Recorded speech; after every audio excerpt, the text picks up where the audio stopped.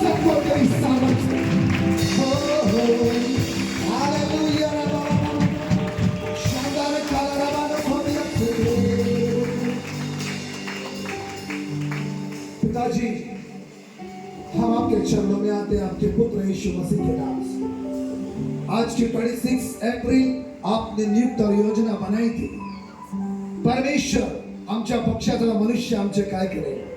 परमेश्वर आमच्या पक्षातला आमचा विरोधी उरलाय तरी कोण?